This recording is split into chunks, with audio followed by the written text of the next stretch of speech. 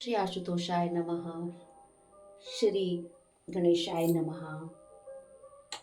वैशाख महात्म्य 26वां अध्याय। शुकदेव जी कहने लगे कि शंख ऋषि और व्याध उसको इस प्रकार देखकर बड़े विस्मय से पूछने लगे कि तुम कौन हो और किस पाप से इस योनि को प्राप्त हुए हो। अब की शुभ कर्म से तुम्हारी बुद्धि शुद्ध हुई और अकस्मात तेरी मृत्यु हो गई। शंख के इस प्रकार पूछने पर पृथ्वी पर दंडवत गिराकर सिर झुका और हाथ जोड़कर कहने लगा कि मैं कुसिद मुनि का पुत्र रोचन नाम वाला प्रयागराज का ब्राह्मण था। आसन शयन निद्रा लोकचर्या ब्याज लेना यही मेरा काम था। मेरी किसी के प्रति श्रद्धा नहीं थी।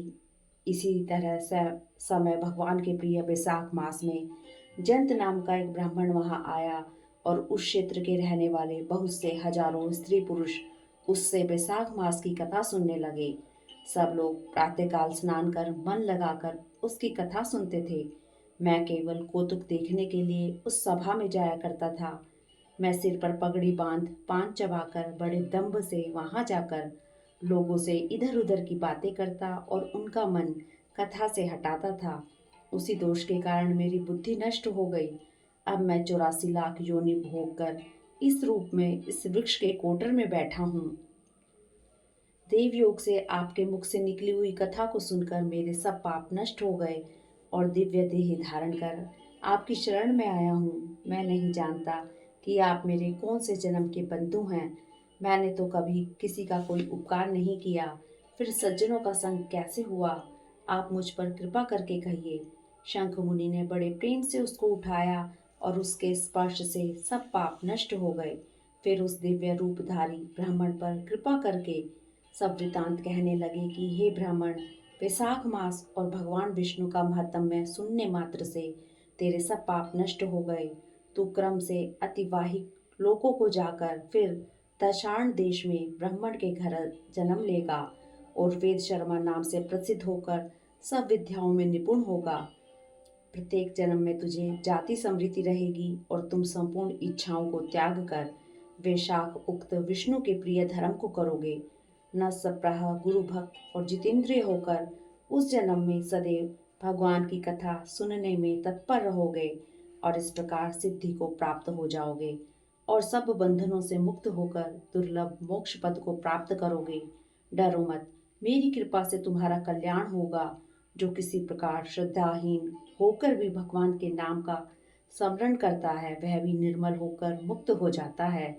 जो श्रद्धा पूर्वक जितेंद्रिय होकर सुनता है फिर उनका कहना ही क्या। जो कोई भक्ति से अथवा द्वेष से भी कथा आदि कहते या सुनते हैं अथवा भगवान की उपासना करते हैं वे सभी मुक्त हो जाते हैं। भगवान के भिन्न यश से अंकित जो नाम हैं उन्हें साधु महात्मा सुनते गान करते और मनन करते हैं। ऐसी भगवान की सेवा में न कष्ट उठाना पड़ता है न धन खर्च होता है।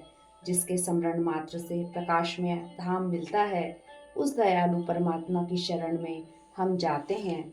तुम भी उस नारायण की शरण में जाओ।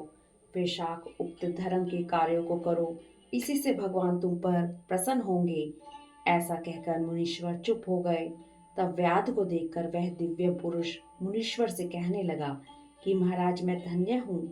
आपकी कृपा से मेरे पूर्ण भाग्य उदय हो गए।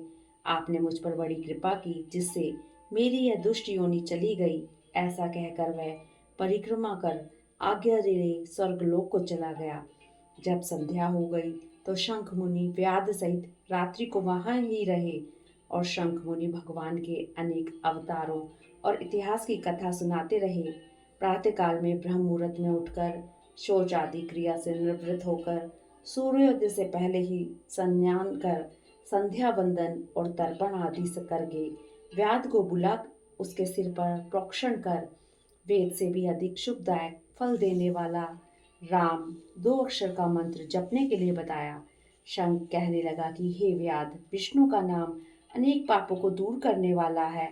इससे हे व्याध तुम निरंतर राम नाम का जाप करो। यह संसार के सब बंधनों को काटने वाला है। शुद्रदेव जी कहने लगे कि जूते दान करने से ही व्याध को कितना दुर्लभ ऋषित्व प्राप्त हुआ। जो कोई इस पाप नाशक कथा को सुनेगा उसका संसार में फिर जन्म नहीं होगा। इति श्री वैशाख माहत्म्य में 26वां अध्याय समाप्त हुआ। हरिओम तत्सत। हरिओम।